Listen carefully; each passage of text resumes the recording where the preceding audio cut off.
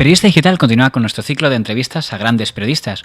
Hoy contamos con doña Rosa Villacastín. Muchas gracias por recibirnos. ¿Qué tal? ¿Cómo estáis? Bien, gracias. En tu caso, yo creo... Bueno, ¿me permites que te llame tú? Sí, por supuesto que sí. En tu caso, se puede decir que eras una de las periodistas que entró por lo que podríamos llamar la escuela a pueblo, ¿no?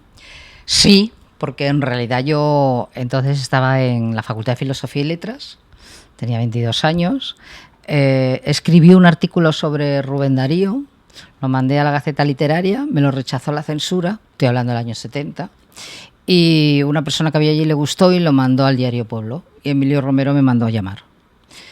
Y pensando que yo era una persona mayor por el artículo que había escrito, ¿no? Entonces me ofreció una columna cultural y así empecé. Al principio dije que no, pero a los 5 minutos le dije que sí, que era una oportunidad. Y efectivamente yo creo que ha sido la mejor escuela de periodismo que ha habido. Ahí se formaron Jesús Hermida, José María García, Cebrián... Todos. Cuando David también estuvo Maruja Torres, Carmen Rigal... yo creo que todas, Rosa Montero, yo creo que casi todos los grandes del periodismo han pasado por Pueblo en alguna etapa de su vida, ¿no? ¿Y qué balance crees que tuvo el digamos, capitán de aquel barco, don Emilio Romero? Porque fue una figura muy polémica, ¿no? Hay quien le marca como un franquista duro, otros al revés dicen que era un socialista, alguien equivocado de tiempo. ¿Tú qué opinas? Bueno, seguramente era todas las cosas a un tiempo, porque era un personaje curioso.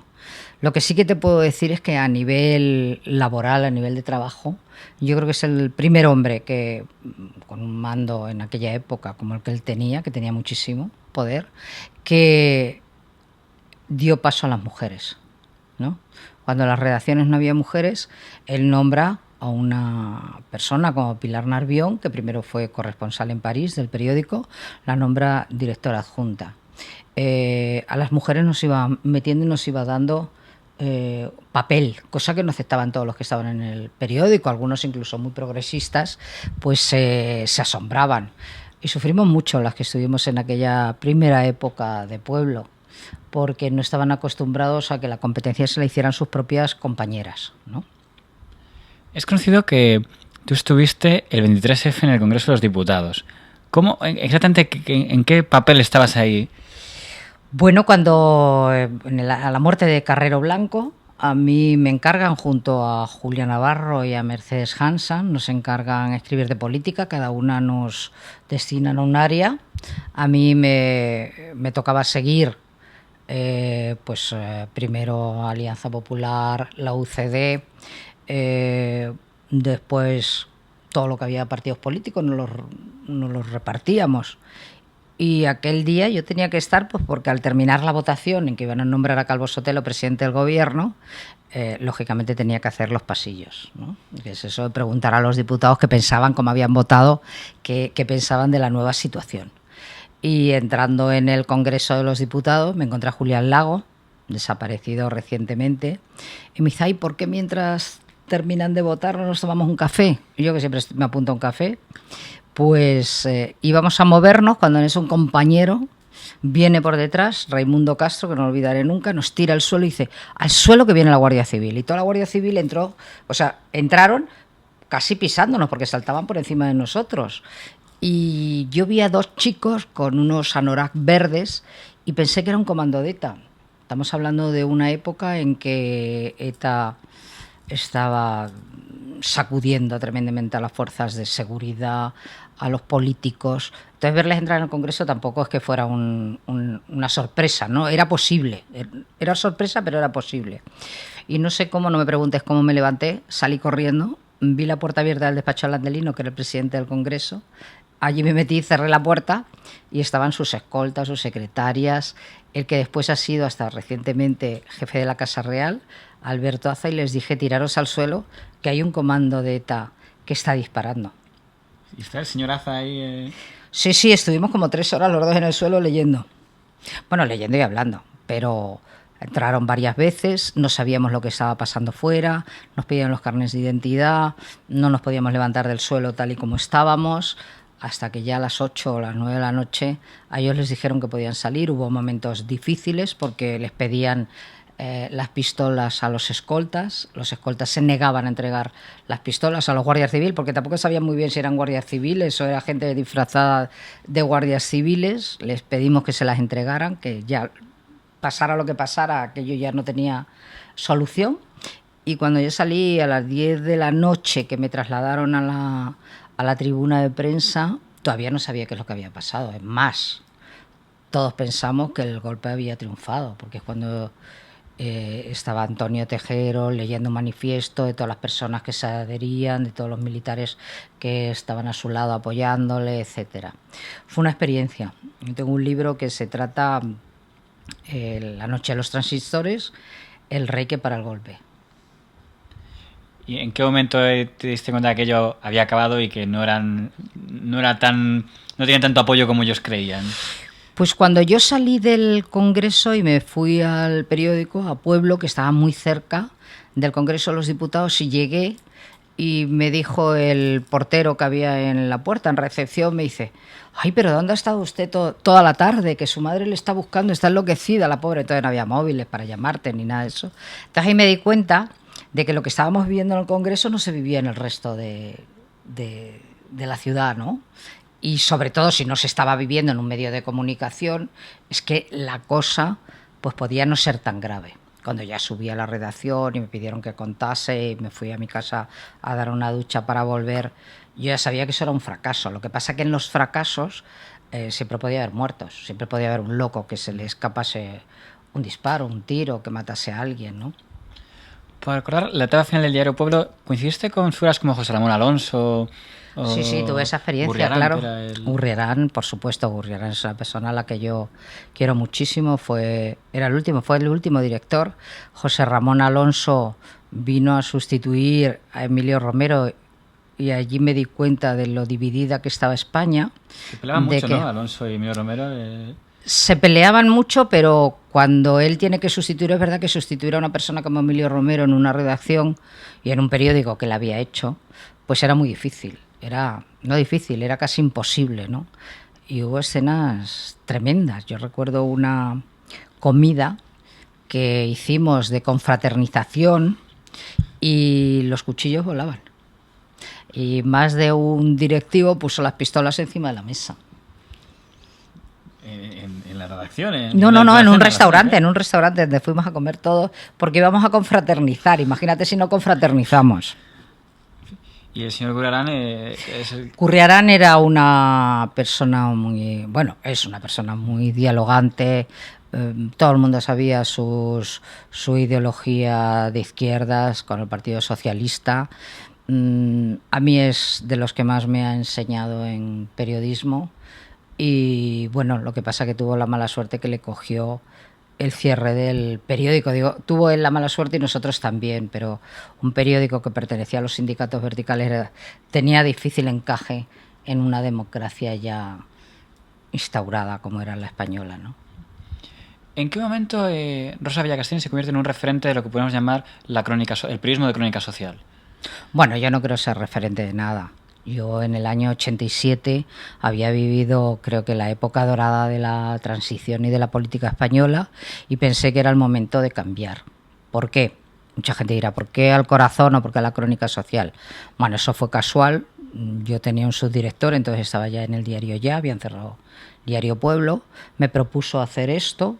Yo quería apartarme de lo político porque me había implicado mucho. Creo que como todos los que estábamos en aquella época en Pueblo y en otros periódicos, mi intención era no intentar ver las cosas con más distancia de las que las veía, para poderlas analizar un poco, para no estar metida en la vorágine del día a día con el 99% de mi tiempo y de mi vida dedicado a la política, y decidí que no había nada mejor que dedicarme a la crónica social, que también es verdad que en aquel momento atravesaba una época dorada, porque era cuando pues los grandes políticos como Boyer se enamoran de la Preisler, empresarios como Cortinas se enamoran de Marta Chávarri. Quiero decirte que también es verdad, claro que también es verdad que pasé de la política a hacer una crónica, era política social, ¿no? Para hablar de la época del diario Ya, en aquella época cuando hemos hablado con algún exdirector como el señor Onega, el señor Pi, nos hablan de un Ya muy inestable en cuanto a la propiedad, de que de repente están los obispos, a los obispos llegan un empresario catalán, se va, llega el grupo Correo. ¿Cómo era eso para la relación, tanto cambio de propiedad? Bueno, yo estuve muy poquito tiempo en el diario Ya.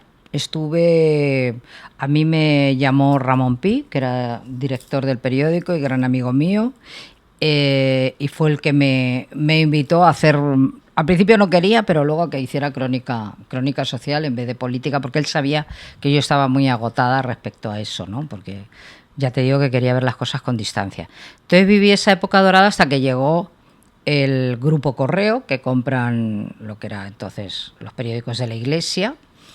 Y bueno, yo pensé, pues por circunstancias personales, que mi marido era el director. No era mi marido entonces, pero era el director, que no deberíamos de estar juntos, ¿no? Y yo me marché. Una última cosa referida a esa etapa, y que no es la primera vez que se recuerda el incidente. Ayer fíjese que muchos periódicos dijeron que Uribarri había fallecido. Pobre. Y algunos recordaron las veces que ha pasado. Carlos Aguilera y tú firmaste aquel famoso adelanto de la inminente muerte de no me sale el nombre, Amparo Muñoz. Y ahí la duda que siempre quedó es por qué aquel personaje esperó tanto tiempo para luego aparecer una semana después en Hora y Ya decir que no, en vez de decir primeramente que no. Pues mira, yo no puedo creer que aquello fuera producto de gente que tenía un interés especial. No, porque las personas que a nosotros nos estaban dando la información eran directores de hospitales, donde ella había estado, eran médicos prestigiosos, porque si yo no hubiera firmado esa información nunca, porque tampoco me correspondía hacerlo. Entonces teníamos muchas bazas para pensar que era verdad lo que se estaba diciendo. O sea, que la información que nos estaban dando la policía, que lo que nos estaban contando era verdad. Hubiéramos querido contar con un poco más de tiempo, pero a veces las premuras de los periódicos, de que cuando tienen una historia la quieren publicar para que nadie se la quite. Y luego, bueno, pues resultó, yo no diría que falsa, porque ella nunca pudo demandarnos. Me consta que fue un abogado muy prestigioso y le dijo, bueno, lo primero que quiero que me traigas son tus análisis. De que tú estás bien, de que tú no tienes esa enfermedad. No lo hizo, no lo llevó. Pero yo no me arrepentiré lo suficiente por haber dado aquella noticia como la dimos, en plan, pues muy espectacular, ¿no? Pero hubo una revista que fue Tribuna, de Julián Lago, que no sé cómo lo haría, pero ellos sí fueron demandados, con lo cual habría una diferencia. Sí, bueno, yo creo que fueron demandados, pero contaban con las mismas cosas y con la misma información que nosotros, ¿no? Y hubo otros periodistas que también tenían la información y que lo contaron y tal. La verdad es que nunca nos demandó. Ahora, eso no significa que yo no sepa que eso que hicimos, que deberíamos de haber esperado muchísimo más tiempo, o sea, tener más cosas, más documentación, más datos, porque llegábamos al hospital y nos decía, ayer estuvo en esta habitación ingresada. Y si quien te lo dice es una persona que trabaja en el hospital, un médico prestigioso, tú tienes que creerlo, ¿no? Bueno, ¿fue un montaje de ella? No lo creo. Sinceramente no lo creo. Y sabiendo cómo ha transcurrido su vida después, lo creo muchísimo menos. Y con lo que te digo, de que nunca nos pudo poner, nunca pudo demostrar nada, tampoco creo que fuera una cosa. En aquel momento se aprovechó de esa circunstancia. Yo fui amenazada. En mi casa intentaron entrar, un novio que tenía, un tal Víctor. Yo me tuve que ir de mi casa.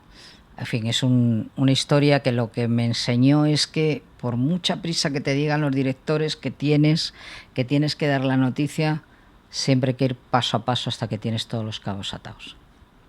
Pues cambiando de tercio, ¿en qué momento se produce el salto a la televisión? Creo que es con María Teresa Campos, o ha vivido ya antes un adelanto. Bueno, fue yo creo que en el año 70 y pico, con Tico Medina, un programa que se llama Siempre es Domingo, que hacía Tico Medina y que yo tenía que entrevistar. Bueno, Tico era muy especial para este tipo de cosas, pues yo qué sé, el pastor que pinta, ¿no? El cabrero que hace obras de arte. Entonces, bueno, aquello era muy estresante porque era el principio de la televisión. Tenías que esperar, tú habías hablado con el chico, le habías dicho te voy a hacer estas preguntas, porque era gente sin un nivel cultural. Cuando llegaba se callaban porque eran incapaces, en cuanto veían el piloto encendido, eran incapaces de soltar una palabra, y yo le dije, yo este estrés es que no puedo, o sea, no puedo. Hasta que un día me llamó Teresa Campos, que es muy amiga, a Carmen Rigal y a mí, y somos las que realmente empezamos la prensa del corazón en la televisión, porque hacíamos un programa que era una guardilla donde comentábamos las revistas del corazón y a veces invitábamos a un famoso a esa especie de contubernio que teníamos las tres. Y luego ya en el año 93 me marché a Antena 3 y ahí sigo. He hecho algunas incursiones en otras televisiones, pero bueno, ahí sigo.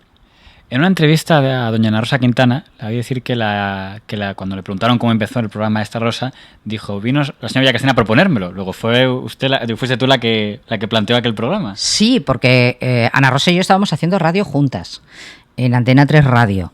Y yo siempre le decía a Ana Rosa, en aquella época Ana Rosa no hacía televisión, y yo le decía, Ana Rosa, yo haré un programa de televisión y tú estarás conmigo. Y me decía, vale. Se marchó de vacaciones un verano. Yo presenté un proyecto en Antena 3, me la prueban y le llamo, estaba en Santo Domingo. Le digo, Ana Rosa, cógete el primer avión que te tienes que venir, que tengo el programa y que lo han aceptado.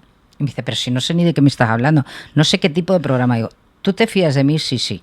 Se cogió el primer avión y se vino. Y ese fue el proyecto Extra Rosa, que yo creo que ha sido de los programas emblemáticos de la televisión. Es interesante porque en aquel momento, en Antena 3, en Telecinco, habían creado el primer programa que podríamos llamar del corazón un poco más transgresor, era el que me dices, sí. Y entonces era la competencia entre lo que podríamos llamar pues la parte del corazón desde un punto de vista pues transgresor, sí. De pullas, y el estilo, como llamarlo, ola, se podría decir, y ganó Extra Rosa aquella batalla. ¿Sabes qué día me di cuenta que íbamos a ganarles? Nosotros empezamos un mes de julio, precisamente 2 días antes de que mataran a Jenny Versace. Cuando muere Lady Di. Cuando muere Lady Di, le dije a Ana Rosa, hemos ganado. Hemos ganado las tardes para Antena 3. Se queda muy así, digo sí. Porque en las risas y en hacer, que me perdonen, lo sabe Belinda porque se lo he dicho muchas veces, en hacer el ganso nos ganaban. Porque nosotras tampoco era eso lo que queríamos hacer. Pero en información no. Y yo sabía que la muerte de Lady Di era el espaldarazo que nosotros necesitábamos para ser los primeros en televisión. Y así fue. Llegamos a estar el día siguiente de la muerte de Lady Di 8 horas en el plató sin movernos del plató, sin guión. Y el día del entierro, sin guión, otras 8 horas.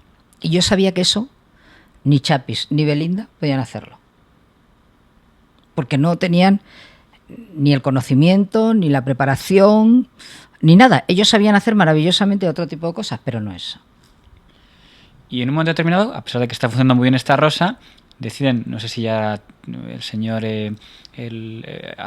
Telefónica estaba ya, o bueno, el que estuviera dirigiendo Antena 3, deciden llevarte a ti por las mañanas y a... Por las tardes primero. Fue Saez de Buruaga que pensó, fíjate qué cosa más absurdo, cuando un programa tiene... Extra Rosa lo quitaron con el 30% de audiencia. Si hoy cualquier cadena tiene un programa con el 30% de audiencia, no es que le hagan la ola, es que seguramente lo nombran consejero delegado de la cadena.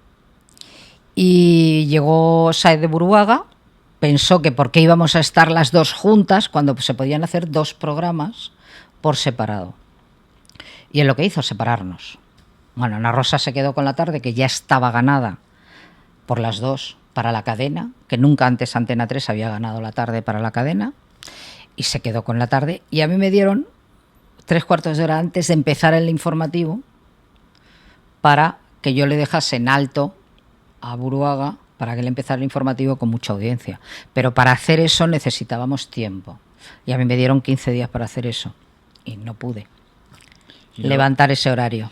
Y luego te ponen el horario más complicado porque en aquel momento de la mañana estaba Marisa Campos entre 5, estaba Torreiglesias. No, si a mí nunca me han puesto nada, a mí nunca me han dado nada fácil, pero precisamente yo creo que por eso a mí nunca me ha quedado amargura. ¿no? O sea, yo quise hacer las mañanas sin público cuando Teresa tenía público en el plató, es un riesgo siempre. Yo hice retransmisiones que no nos correspondía hacer a nosotros, sino informativos de la muerte de Hussein de Jordania, 5 horas en la televisión, con Tico Medina y con Enrique Vázquez, que es un experto en política internacional. Bueno, teníamos muy poquitos medios porque yo siempre he querido pertenecer a informativos de Antena 3 Televisión, porque me parece que eso es una seguridad en cuanto a calidad y en cuanto a todo. Sigue siéndolo, ahí está Espejo Público. Y la realidad es que, bueno, con el tiempo pues se decidió quitar el programa porque era imposible en aquel momento competir con María Teresa Campos, con los medios que tenía María Teresa Campos, con la experiencia que tiene María Teresa Campos, que es un fenómeno televisivo. Cuando entra en un plató, yo digo que ya pisa de tal manera que la gente le sigue y bueno, hubo que quitarlo.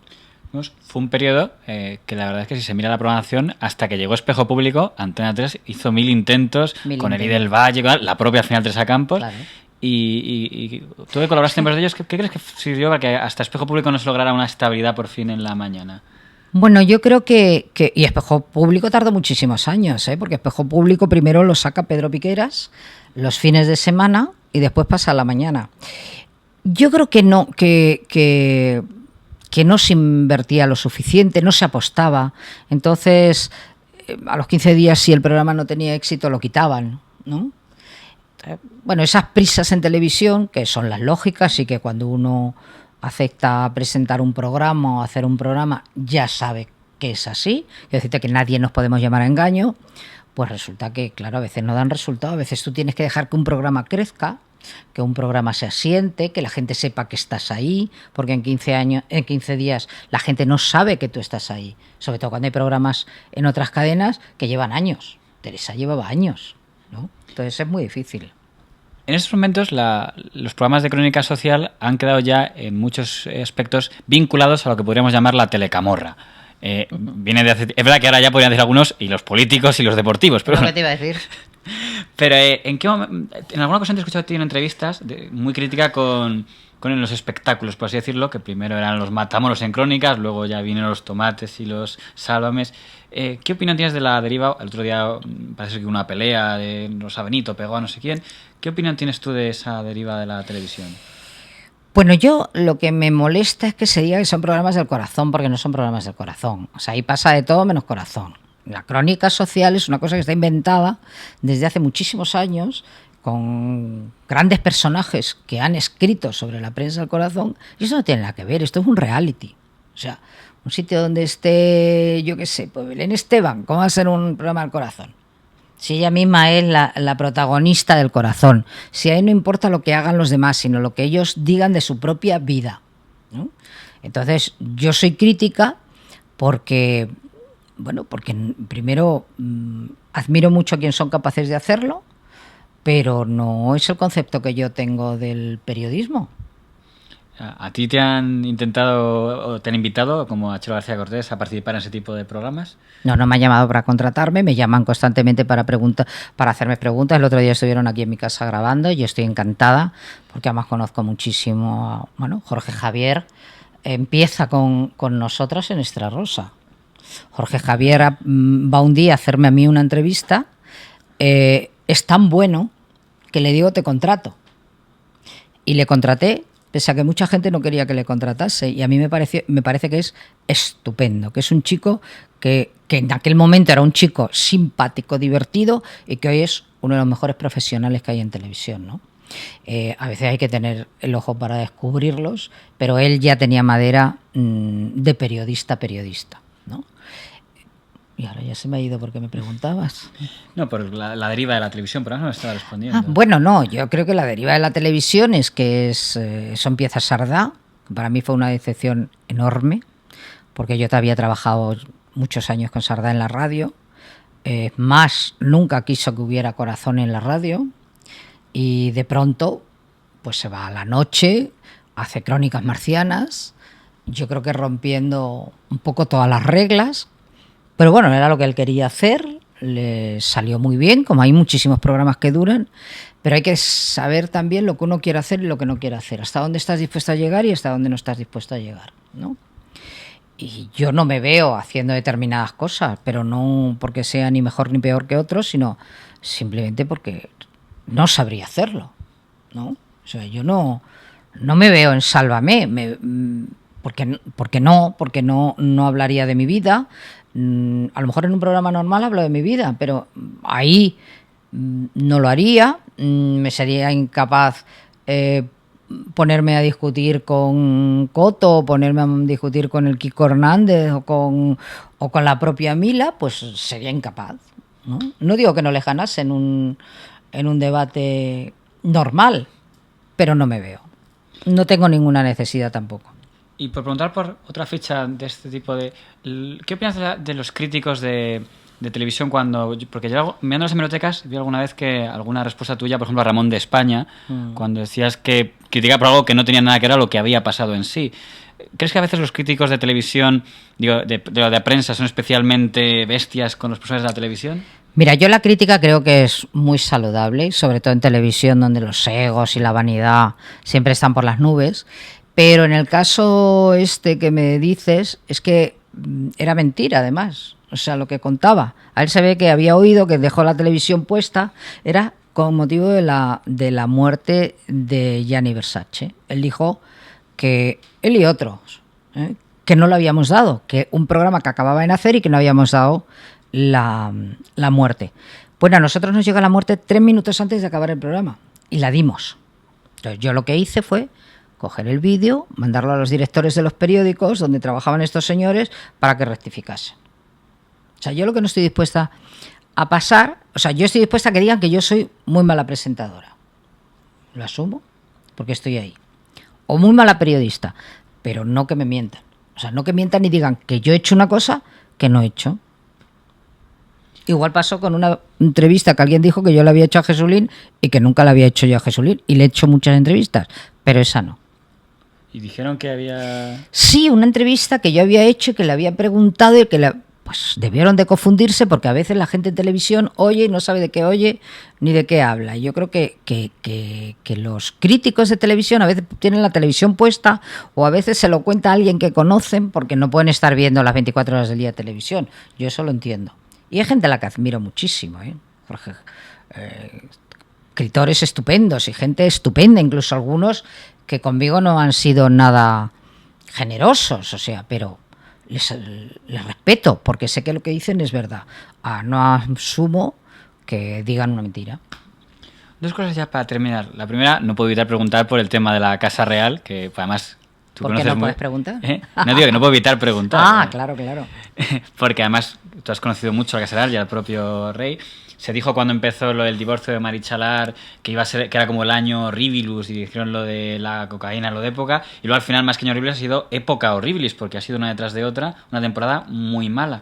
¿Tú qué balance haces del gabinete de prensa? ¿O crees que ha sido una mala pata detrás de otra o ha habido una cadena de errores? ¿Cómo lo ves? Bueno, yo creo que ha habido muchísimos errores. No es por prensa. A prensa el gabinete de prensa le encantaría decir algunas cosas, pero es que no pueden, no les dejan, ¿no?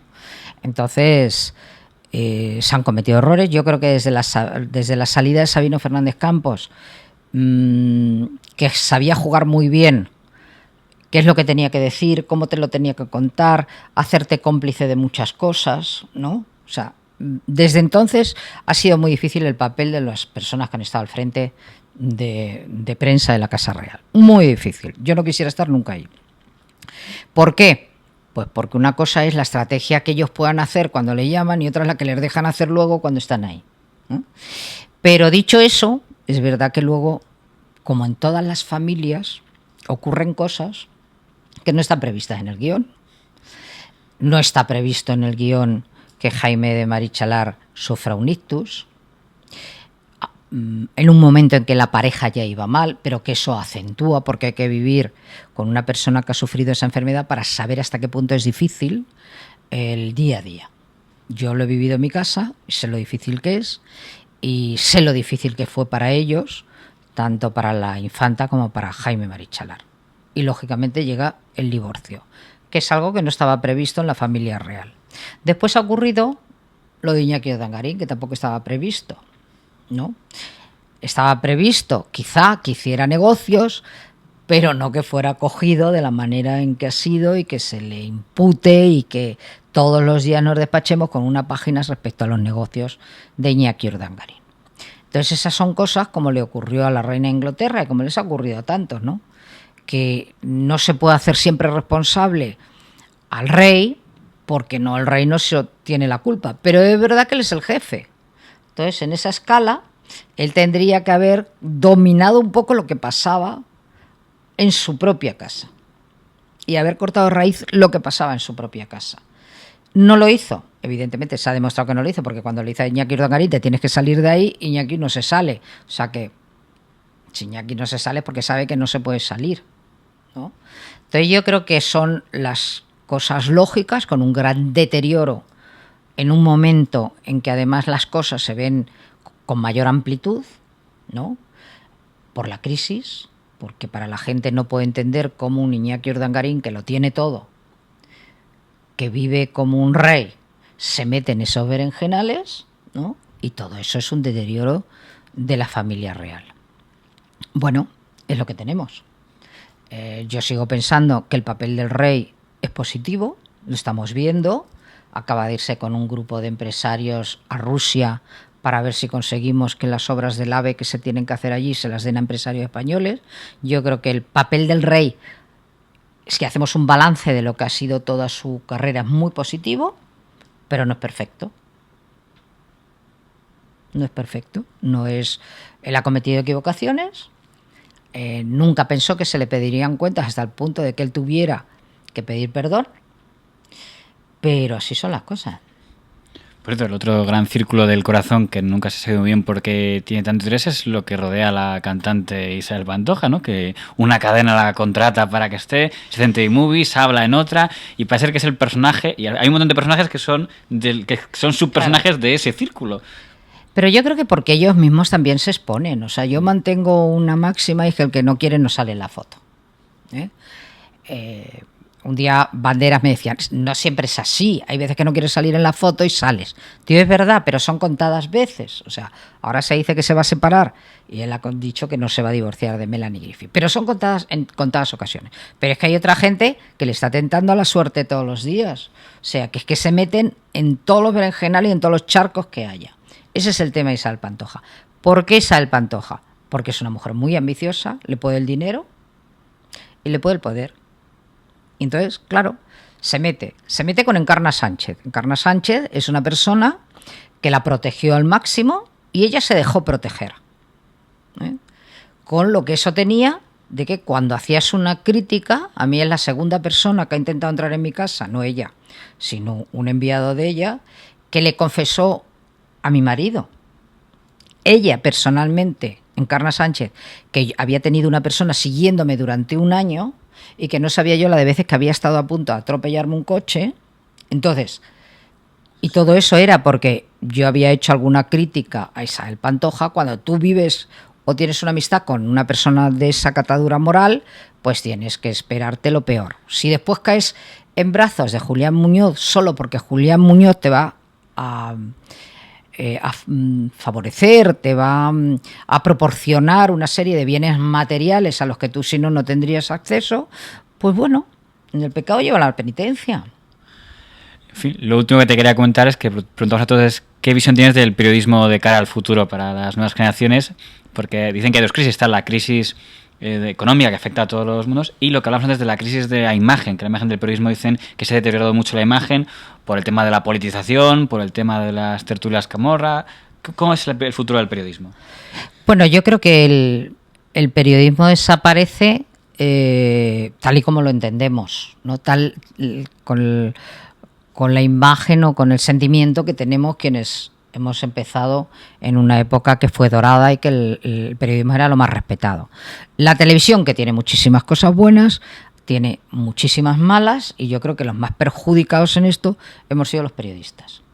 En general, todos los periodistas, los que se dedican a la política, los que se dedican a la economía, los que nos dedicamos al corazón, todos. ¿Por qué? Pues porque en la televisión prima el espectáculo. Y como prima el espectáculo, y tú sabes que cuando vas a televisión, de alguna manera tienes que hacer espectáculo, eso va en detrimento de la seriedad que debe imprimir esta profesión. Y claro, estamos pagando las consecuencias, no solo por eso, estamos pagando las consecuencias de una crisis brutal, de las redes sociales, que hoy cualquiera puede mandar un mensaje, o por Twitter ves que todo el mundo va a una boda, la boda de Iniesta, y todos los propios compañeros de equipo están narrando a través de Twitter lo que sucede en la boda. Pues ¿para qué te van a contratar periodistas en los medios de comunicación? Nosotros hemos sido de alguna manera el vehículo sobre el que muchos han viajado, y al final los más perjudicamos sido nosotros, que hemos puesto el coche, hemos puesto la gasolina, hemos puesto todo. Y luego están los personajes que, ojo, yo no digo que en esto tenga que estar, que todo el mundo tenga que tener una carrera y todo el mundo tenga que tener, sí debe tener una preparación, y sí creo que hay que exigir más a la gente cuando están en sitios donde lo que están representando es una profesión, y están representando pues un estilo que no puede ser el que se insulte, ni el que el uno intente pegar al otro, como ocurrió el otro día en Telecinco, en Sálvame, ¿no? O sea, seguramente yo muchas veces que he estado sentada en un plato he tenido ganas de echarme la yugular de alguno de los que estaban, pero no se me ocurre hacerlo. Y sin embargo, se ha hecho. Yo creo que estamos ya traspasando unas líneas rojas, como en casi todo. Como el gobierno ha traspasado las líneas rojas en muchas cosas, pues también se está haciendo y sobre todo en televisión, porque en los medios escritos no se hace, en la radio no se hace, en los digitales no se hace, en los periódicos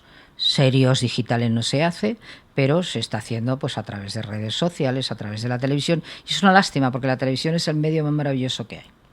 Pues Rosa, muchas gracias por haber compartido este rato con Periodista Digital. A vosotros.